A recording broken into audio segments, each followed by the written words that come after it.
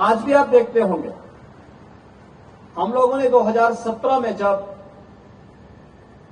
अयोध्या में दीपोत्सव के आयोजन को आगे बढ़ाया था, हमारे मन में एक ही बात थी, और वो बात यही थी कि कैसे भी हो अयोध्या को उसकी पहचान मिलनी चाहिए। कैसे भी हो अयोध्या को उसकी पहचान मिलनी चाहिए, अयोध्या को वो सम्मान मिलना चाहिए जिसका वो हकदार होना चाहिए। एक द्वंद्व था जब अयोध्या में पहली बार आने की बात हुई। यद्यपि मेरी 3 पीढ़ियां श्री राम जन्मभूमि आंदोलन के लिए समर्पित थी, मुझे कोई समस्या नहीं थी, लेकिन शासकीय व्यवस्था जिस नौकरशाही से जकड़ी होती है, उस नौकरशाही में एक बड़ा वर्ग ऐसा था जो कहता था कि मुख्यमंत्री के रूप में अयोध्या जाने से विवाद खड़ा होगा।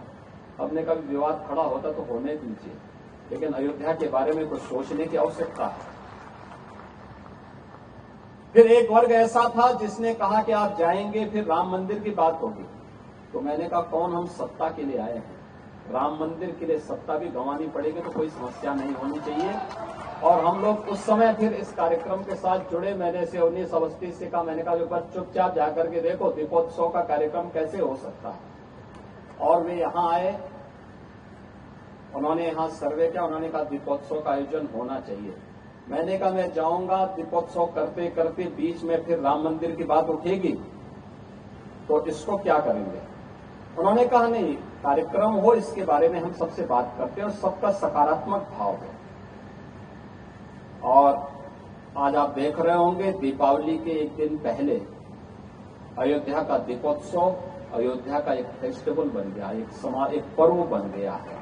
लाखों की संख्या में श्रद्धालु आते हैं और मैं मानता हूं यह शुरुआत थी अयोध्या में राम जन्मभूमि बनने की शुरुआत थी, राम जन्मभूमि की आधारशिला रखने की एक शुरुआत थी। अभी मैं जन्मभूमि दर्शन करके आ रहा हूं। मैं गत वर्ष अयोध्या में आए हुए श्रद्धालुओं की संख्या को देख रहा था और मैंने 2015-16 में भी कितने श्रद्धालु यहां आए, 16-17 में कितने आए, वो आंकड़ों को भी देख रहा था। एक समय था जब पूरे वर्ष भर में केवल 2,34,000 श्रद्धालु यहां पर आए थे 16-17 में। और मैं गत वर्ष के आंकड़े देख रहा था, गत वर्ष अयोध्या धाम में श्रद्धालुओं की संख्या आई थी 16 करोड़। आप अनुमान करिए क्या 2,34,000 और 16 करोड़ में कोई अंतर ही नहीं है। अभी आप देख रहे होंगे लाखों लोग अयोध्या में आज भी दर्शनार्थ आए थे।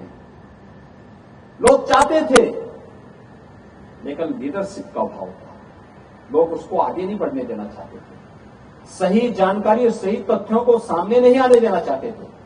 लेकिन हम सब आभारी हैं प्रधानमंत्री मोदी जी के, जिन्होंने विरासत और विकास को एक साथ जोड़ करके भारत की परंपरा को उस गौरव के साथ आगे बढ़ने के लिए प्रेरित किया। और मुझे लगता है कि आज के दिन पर वह लेखनी का आधार बनना चाहिए, क्योंकि जो लेखनी आज होगी वह आने वाली पीढ़ी के लिए धरोहर बनेगी, आने वाली पीढ़ी के लिए एक प्रेरणा बनेगी। कैसे भारत का नेतृत्व बदलने के साथ ही भारत एक नए भारत के बारे में सोचने लग गया, एक भारत श्रेष्ठ भारत के बारे में सोचने लग गया। एक समय था जब भारत का वासी अपने आप को भारतीय कहने में थोड़ा संकोच करने लग गया था। उत्तर प्रदेश का वासी अपनी पहचान को छुपाता था। ज्यादा समय नहीं, 1 दशक पहले की स्थिति थी, और आज क्या परिवर्तन आया है। जो नहीं भी होगा उत्तर प्रदेश का, वो भी कहता मैं भी उत्तर प्रदेश का हूं। जो नहीं भी होगा भारत का, वह कहेगा कि मैं भारतीय हूं।